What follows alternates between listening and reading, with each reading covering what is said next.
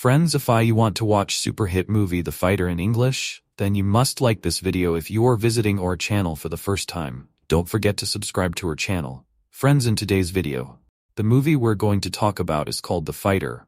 We will talk about what this movie is and where you can watch it, all the interesting facts about this movie in today's video. I am going to tell you, I am also going to give you all the information on which platform or on which satellite channel you will get to watch this movie. Also, we will talk in detail about the technical department, music department, pre-production, filming, post-production, budget, box office collection of this film. We will also talk about the story of this film, and I will also give you a small review of the story of this film. Apart from this, we will discuss about the facts of this film storyline, star cast, actors' performance in the film, and which character has played which role. That's why I request you friends to watch this video till the end, so let's start the video. The Fighter is a 2010 American biographical sports drama film directed by David O. Russell and stars Mark Wahlberg, who also produced, Christian Bale, Amy Adams, and Melissa Leo.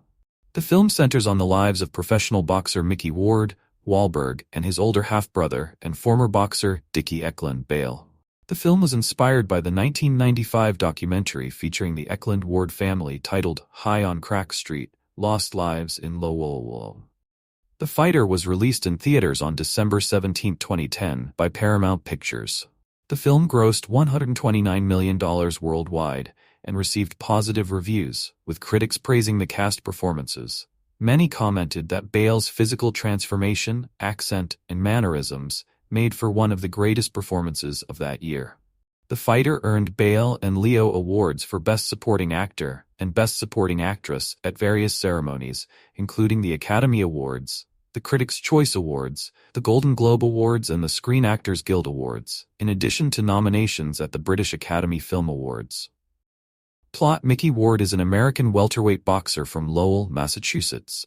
Managed by his mother, Alice Ward, and trained by his older half-brother, Dickie Eklund, Mickey became a stepping stone for other boxers to defeat on their way up. Dickie, a former boxer whose peak of success was going the distance with Sugar Ray Leonard in 1978, has become addicted to crack cocaine. He is being filmed for an HBO documentary he believes to be about his comeback. On the night of an undercard fight in Atlantic City, Mickey's scheduled opponent, Sol Mamby, is ill, and a substitute is found in Mike Mungan, who is 20 pounds heavier than Mickey, a huge difference in professional boxing, constituting 2 or 3 weight classes. Despite Mickey's reservations, his mother and brother agree so that they can all get the purse and tell Mickey that the Fighter is out of shape and has ring rust. They arrive at the fight and find that the substitute fighter is actually ready for the fight and in top shape, and soundly defeats Mickey. Mickey retreats from the world and forms a relationship with Charlene Fleming, a former college athlete who dropped out and became a bartender. After several weeks, Alice arranges another fight for Mickey, but Mickey is concerned it will turn out the same. His mother and 7 sisters blame Charlene for his lack of motivation. Mickey mentions he received an offer to be paid to train in Las Vegas, but Dickie says he will match the offer so he can keep training and working with his family. Dickie then tries to get money by posing his girlfriend as a prostitute, and then, once she picks up a client, impersonating a police officer to steal the client's money. This is foiled by the actual police, and Dickie is arrested after a chase and a fight with them. Mickey tries to stop the police from beating his brother, and a police officer brutally breaks his hand before arresting him. At their arraignment, Mickey is released, but Dickie is sent to jail. Mickey washes his hands of Dickie.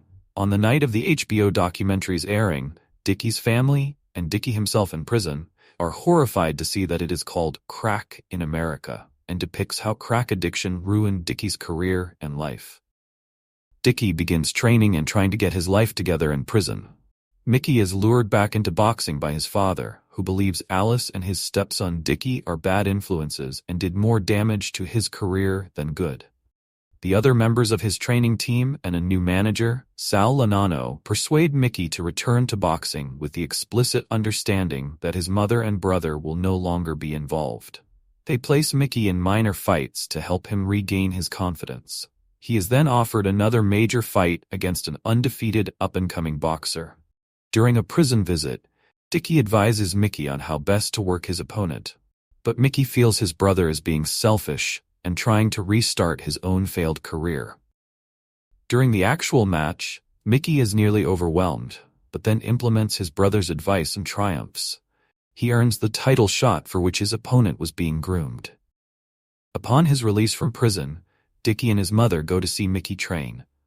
Assuming things are as they were, Dickie prepares to spar with his brother, but Mickey informs him that he is no longer allowed per Mickey's agreement with his current team. In the ensuing argument, in which Mickey chastises both factions of his family, Charlene and his trainer leave in disgust. Mickey and Dickie spar until Mickey knocks Dickie down. Dickie storms off, presumably to get high again, and Alice chides Mickey, only to be sobered when he tells her that she has always favored Dickie.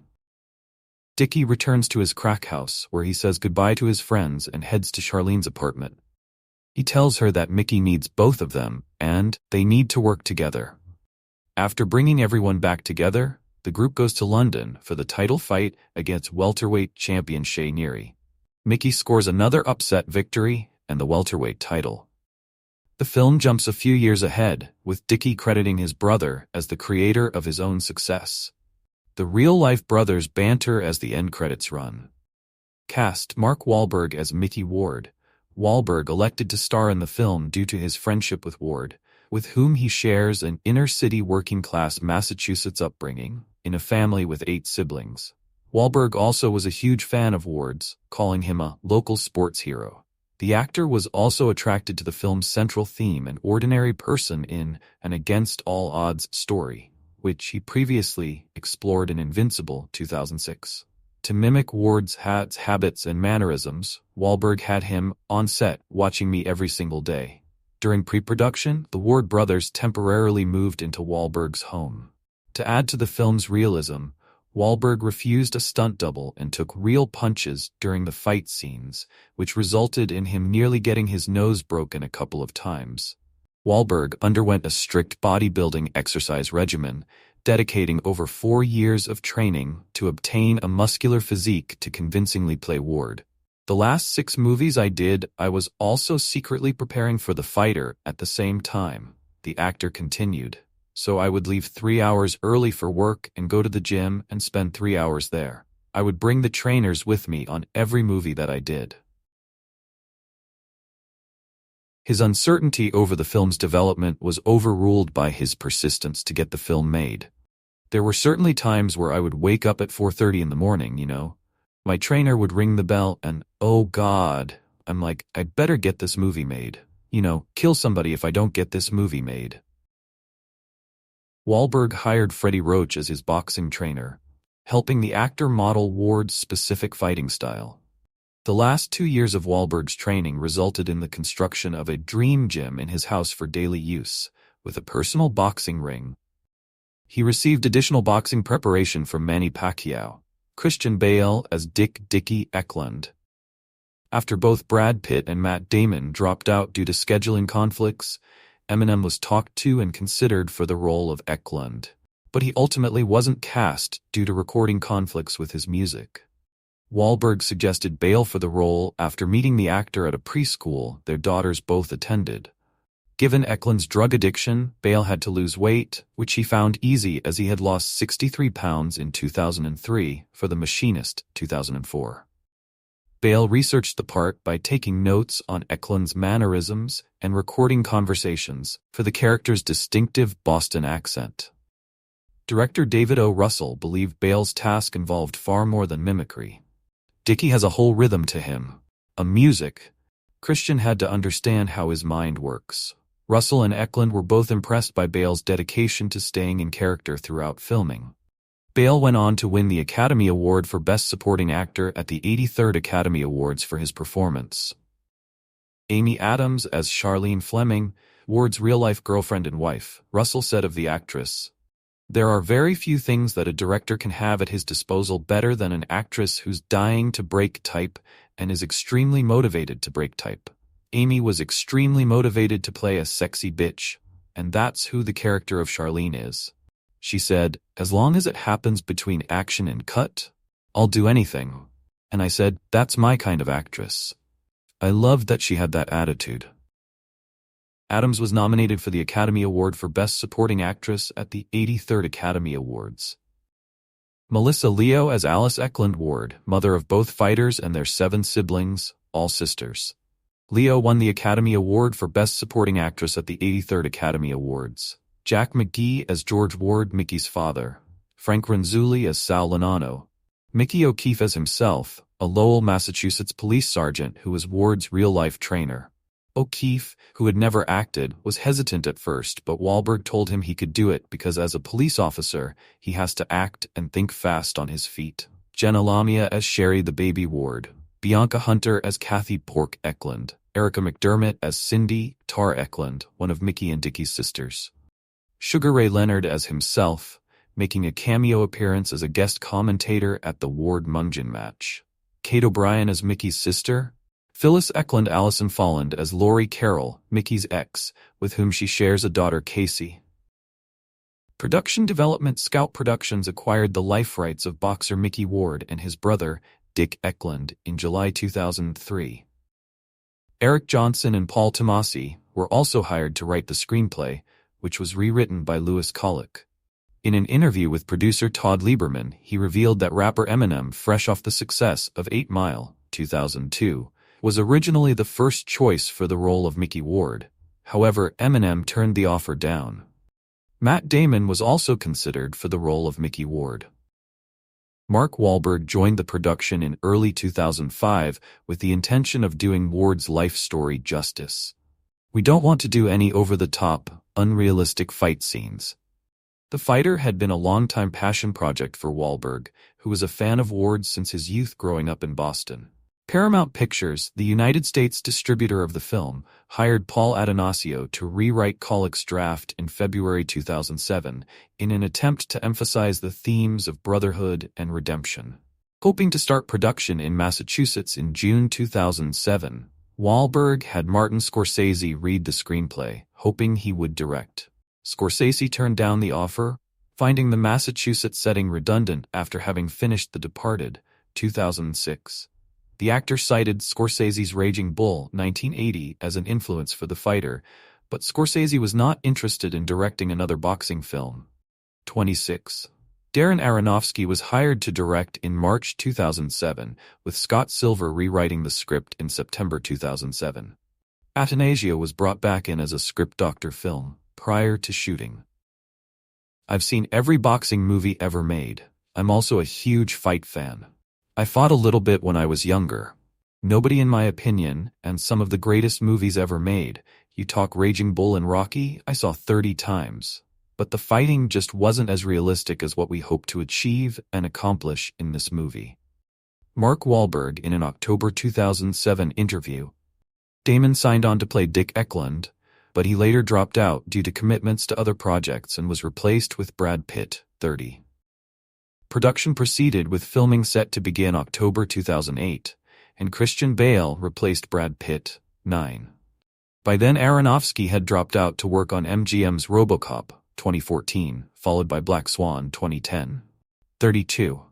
After Pitt and Aronofsky dropped out, Wahlberg signed on as a producer to switch the film as a big-budget studio picture to an indie film. At one point, Catherine Hardwicke expressed interest in directing, but was told by producers the film had to be directed by a man. Wahlberg and Bale chose David O. Russell as Aronofsky's replacement. Wahlberg had also starred in Russell's Three Kings, 1999, and I Heart Huckabees, 2004. Aronofsky was given an executive producer credit for his contributions on The Fighter, and was enthusiastic to have Russell as the director.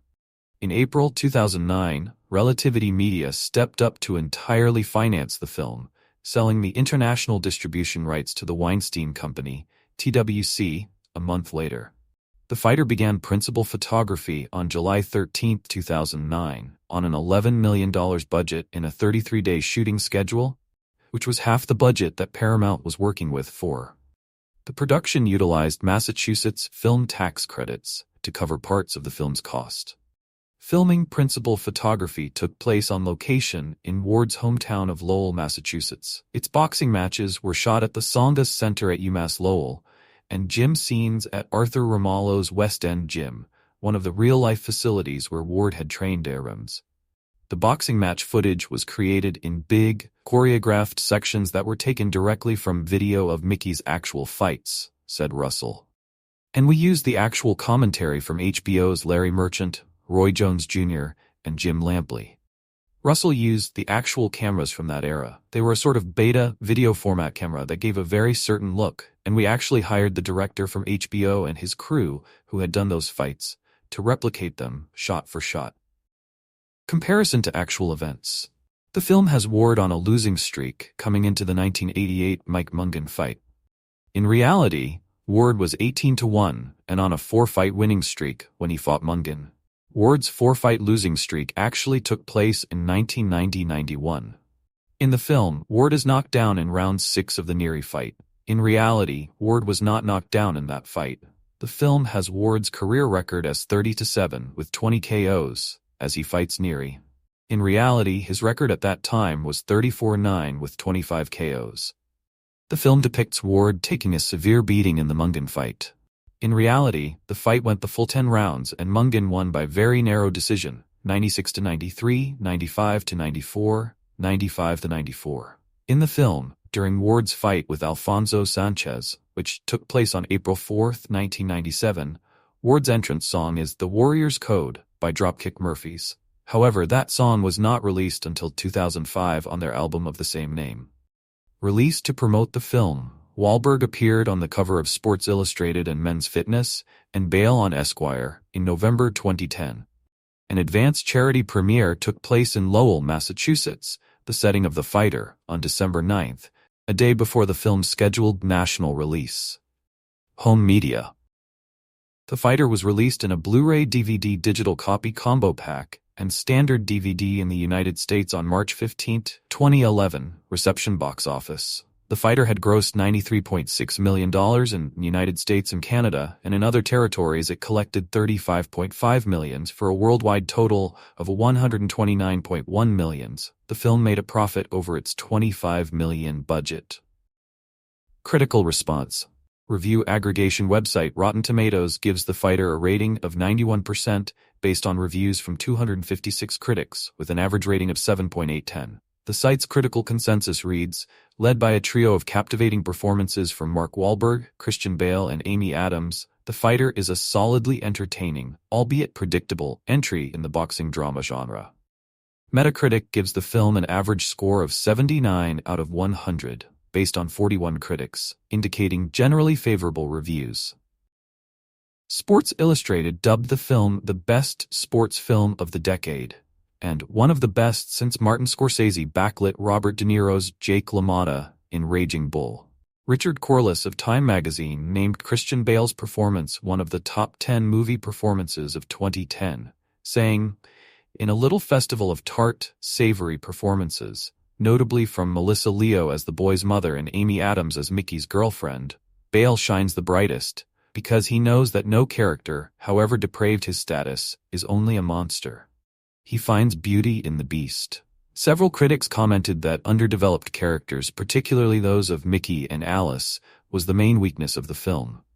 Roger Ebert praised the performances of Wahlberg, Bale, Leo, and Adams, but concluded, "Because we aren't deeply invested in Mickey, we don't care as much as we should, and the film ends on a note that should be triumph, but feels more like simple conclusion."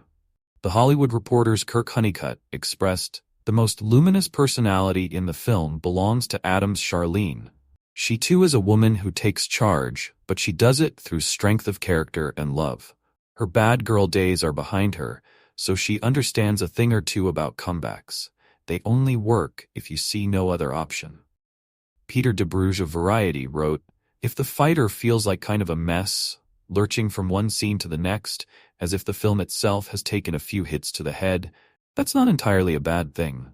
Since the story ends well before Mickey's career-defining showdown with Arturo Gatti, it's just as well that lunatic set pieces allow talents such as Leo, whose wickedly over-the-top turn disguises Alice's cartoonish two-dimensionality, to upstage anything Mickey accomplishes in the ring." Though DeBruge opined the film is an entertaining one, he said, "What's missing are stakes and soul, with the director's attention split between working-class elegy and white trash caricature, but missing the big picture. In a mixed review, Eric Cohn of IndieWire commented the film plays as if Russell and screenwriters Scott Silver, Paul Tamasy, and Eric Johnson couldn't decide if they wanted to go the Rocky route and emphasize the sport's brutal nature or play up the family's larger relationship issues. Accolades. The film received 7 Academy Award nominations, winning 2 with Best Supporting Actor for Bale and Best Supporting Actress for Leo, marking the first film to win both awards since Hannah and Her Sisters in 1986. The film was nominated for 6 Golden Globe Awards: Best Picture, Drama, Best Actor, Drama for Wahlberg, Best Supporting Actress for Leo and Adams, Best Supporting Actor for Bale, and a nomination for Best Director for Russell. The film received 3 Chicago Film Critics Award nominations, Best Supporting Actor for Bale and Best Supporting Actress nominations for Adams and Leo. Bale won a Satellite Award, the Critics' Choice Award, the Golden Globe for Best Supporting Actor, and the National Board of Review Award for Best Supporting Actor. Leo won the Golden Globe for Best Supporting Actress sequel in 2011. Wahlberg was involved in developing a sequel, The Fighter 2, which would focus on the legendary fight trilogy between Ward and Arturo Gatti. In 2013, Jerry Ferrara signed on to play Gatti. In 2015, producer Todd Lieberman came out with a statement: "The sequel is far from over. Time and again, boxing films rely on the inner struggle of the protagonist to manifest and ultimately work itself out in the ring. Be it underdogs or tragically flawed heroes, the dramatic metaphor that boxers punch away their personal demons represents an archetype that makes boxing the greatest of all sports in cinema." But even this metaphor has become a tired and predictable cliché after legendary films like Gentleman Jim, Raging Bull, and their followers. And yet, The Fighter differentiates itself from the formula by settling less on a single boxer and more on the family and friends that surround him. Indeed, after seeing the film, which is based on a true story, you might question to whom the title refers. With bookend pseudo-documentary interviews, the film opens on an HBO crew shooting footage of ex-fighter Dickie Eklund, played by a waif-thin Christian Bale, who hasn't looked this skeletal since The Machinist. They follow Dickie through his blue-collar hometown of Lowell, Massachusetts, where he's something of a hero for knocking down Sugar Ray Leonard more than a decade ago. Now, Dickie promises a comeback as the pride of Lowell. In the meantime, Dickie trains his younger half-brother, Mickey Ward, Mark Wahlberg, a road paver and part-time boxer whose career is held back by his family. Mickey's hard-edged mother Alice, Melissa Leo, and his umpteen know-it-all sisters guide him into mismatched fights, shooting nasty glares when he questions their business savvy. Only when the soft-spoken Mickey meets his headstrong girlfriend, Charlene, Amy Adams, does he begin to admit that his family is leading him astray. We see the lower depths where Dickie spends his time smoking crack with equal parts need and embarrassment, and Alice's denial that anything is wrong. Yet, Mickey has too much heart to merely write his family off, despite them dragging him down with every bad career decision. Once he finds a new manager and trainer, Mickey knows that Dickie's instincts as a former boxer remain intact, no matter how rattled his brain may be from years of drug use. As his brother overcomes his addiction, Mickey finds a way to merge Dickie's skill with his own physical talent, and the victory becomes one for a rare, dynamic family. There's a piece of footage that plays over the end credits, showing the real-life Mickey Ward with his half-brother, just as fried as one would imagine a long-time crack user to be. Whereas the footage appears to be in honor and thanks of the actual principals involved, one can't help but suspect that the filmmakers included it just to show how brilliantly Bale has captured his character. Teeming with unfocused energy and jabbering hilarity, Bale disappears into his role and demonstrates that he's more than just the grave performer behind Christopher Nolan's Batman franchise. Hustling and twitching and making us laugh, Bale delivers a complex character whose failings run deep, yet the love for his brother never wavers. And it would be something of a crime if Bale didn't win an Oscar for this performance. To be sure, much of the supporting cast deserves awards consideration for their roles, especially Leo, who embodies a no-nonsense mother that shouts when she should be listening. Adams makes an effective underachieving bartender, though she's more accustomed to playing princesses. Regardless of all those expressive roles in Enchanted and Miss Pettigrew Lives for a Day, she's capable of real subtlety here. But one must not forget Wahlberg, whose quiet intensity pays off in every scene.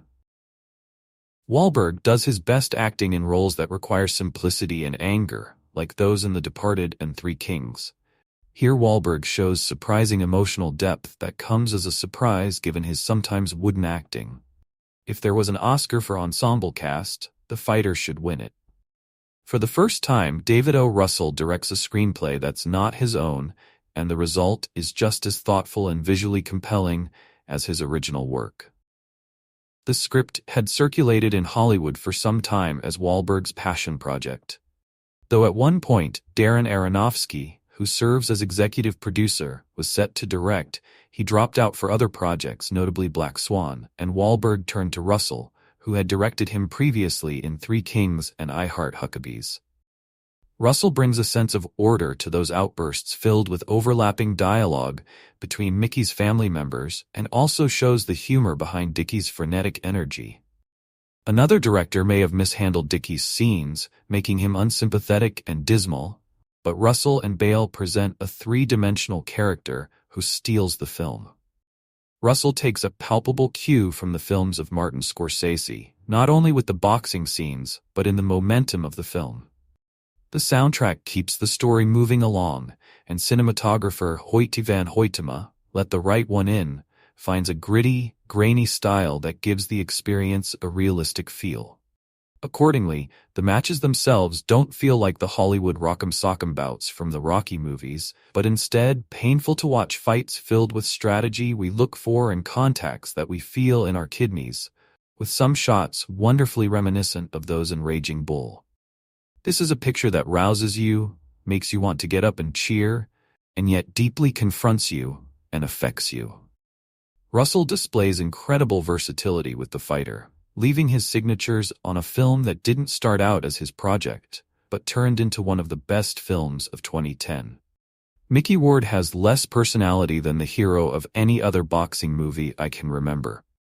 Maybe that's because he can't get a word in edgewise. He has a motor-mouth crackhead for a brother, a mom who acts as his manager, and 7 blonde-headed sisters who seem to be on a break from a musical being filmed on the next soundstage.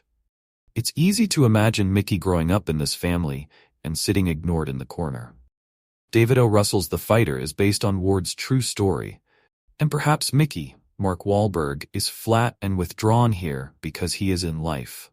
His family is spectacularly dysfunctional. Dickie Eklund, his half-brother, is the failed version of what Mickey hopes to become, a poor kid from Lowell, Mass., who wins because of his ability to outlast savage punishment and finally land a winning blow. Mickey grew up hero-worshipping Dickie, who lost a lot of fights but allegedly knocked over Sugar Ray Leonard once upon a time. Then Dickie got hooked on crack, and now we see him as a goofy, scrawny guy with a skeezix haircut, a cigarette behind his ear, and an arm around his brother's shoulders.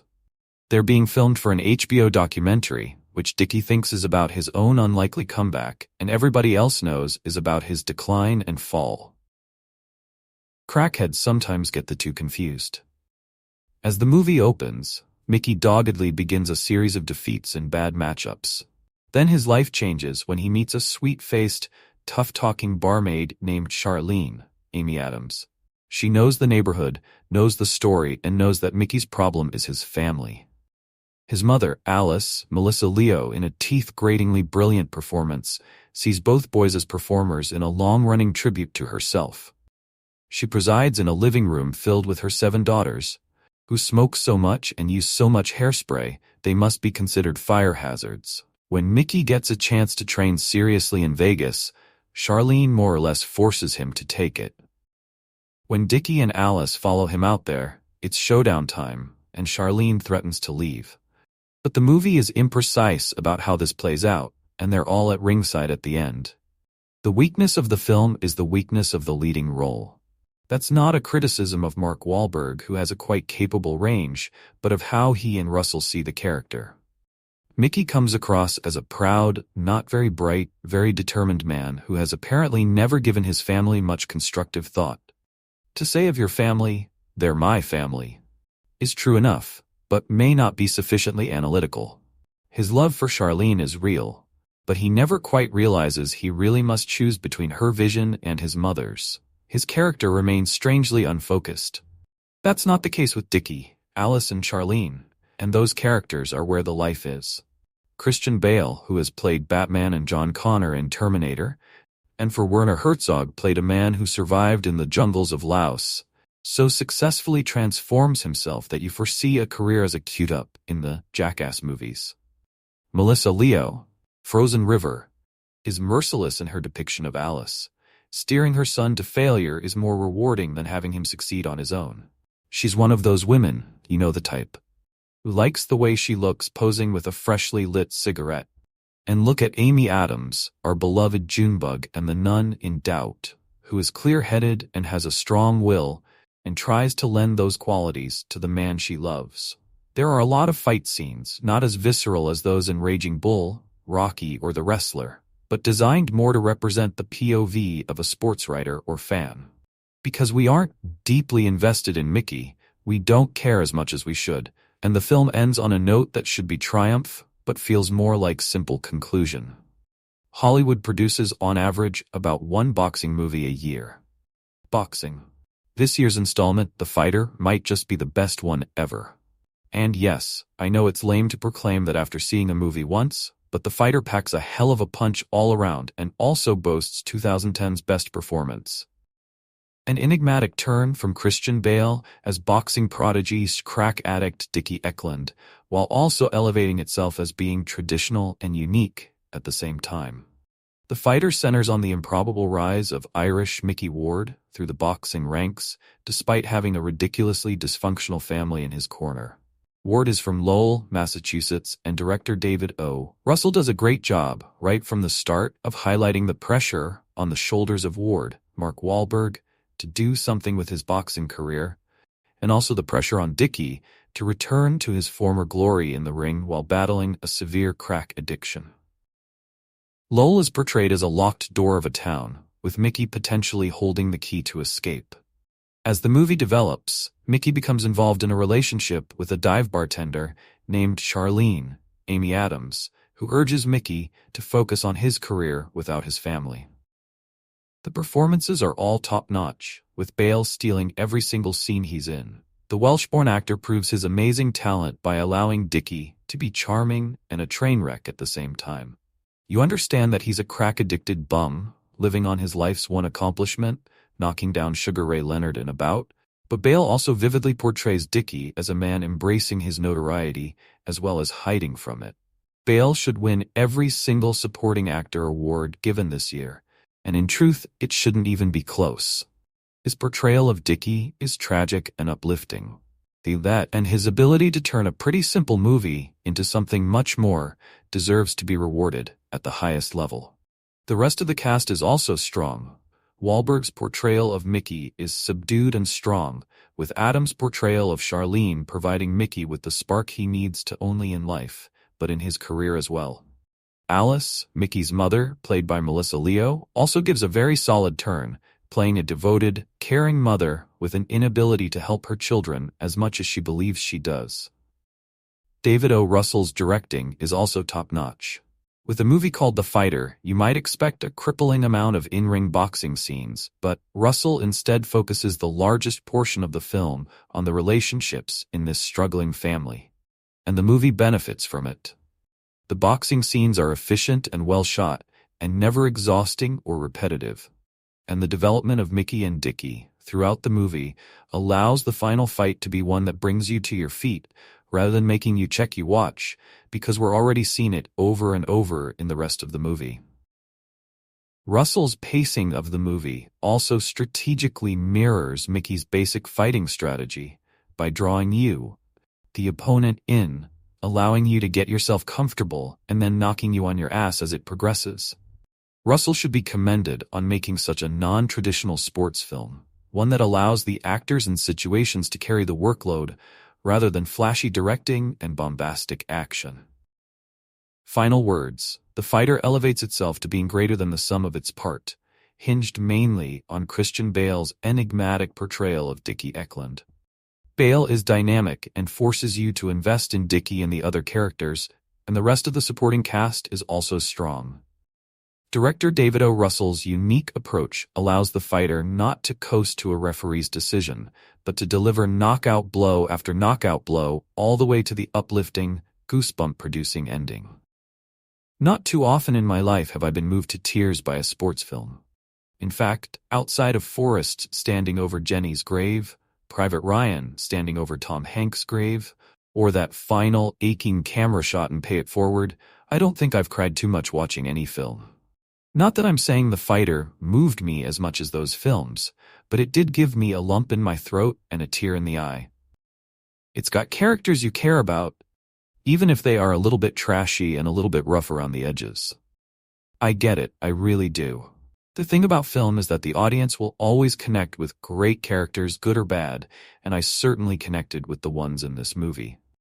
A stellar cast of performances, terrific direction from one of my favorite filmmakers, and a ripping yarn about family. Make The Fighter just a no-nonsense film that's awesome from start to finish. Mickey always knew his brother was right behind him. Right? Behind him. Mickey Ward Mark Wahlberg is an up-and-coming boxer in Lowell, Massachusetts. He's managed by his mother Alice, Melissa Leo, and trained by his brother, former boxer and now drug addict Dickie, Christian Bale. After a relatively unsuccessful career in which other boxers use him as a stepping stone, a fighter they defeat to work their way up in rankings, Mickey's had enough and is looking for a way to rise up. With his brother spending more time at a crack house getting high, and his mother and promoter fixing him with unwinnable contests, when Mickey meets barmaid Charlene, Amy Adams, she sees that by sticking with his family, he's never going to get anywhere. After his brother is sent to prison for pimping his girlfriend out in order to pay Mickey to train, Mickey takes Charlene and meets a new manager, under the condition that Alice and Dickie aren't around. However, when Mickey wins his first fight thanks to the skills he picked up from Dickie, Mickey must make the decision to reunite with his family to go all the way to become world champion. Damn it, their love would never die, even in this lighting. Yeah, sporting films aren't my cup of tea either, truth be known. I usually find these kinds of films pretentious. Good luck Chuck Charms with foregone conclusions. Exception being Friday Night Lights, a terrific film which threw me for a loop completely. And I am not a mad keen fan of baseball, gridiron, American football, or boxing. Many of the sports Hollywood's used as idolizing mechanisms for a societal disintegration. The rise of the underdog is a generic theme in these films, with a down-and-out hero seeking some kind of redemption or chance to show their stuff, usually overcoming incredible odds to end up getting all they asked for. Done. To death.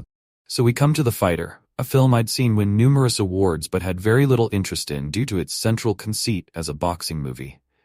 I felt the same about Aronofsky's The Wrestler, a film I ended up detesting, so I held little hope I'd actually find something to connect with in The Fighter. I expected more of the same. Yeah, my tits are awesome.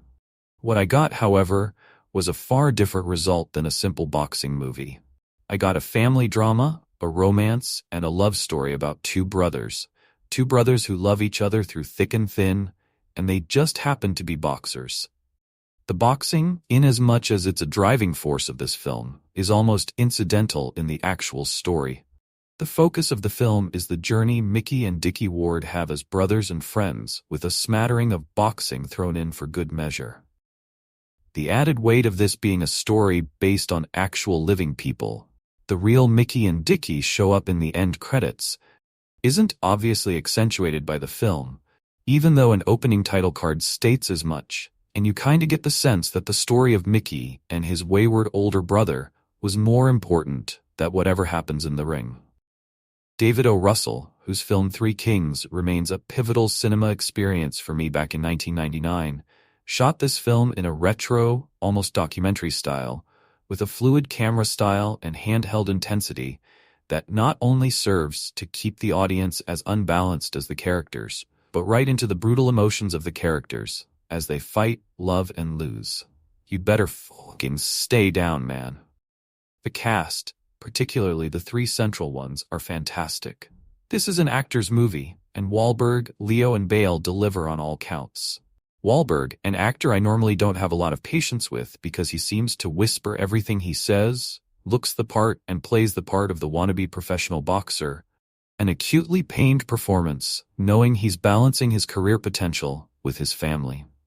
Melissa Leo is a standout as the overbearing mother. She's the eponymous, sporting mother who lives through her children's success when her own life is so utterly shit.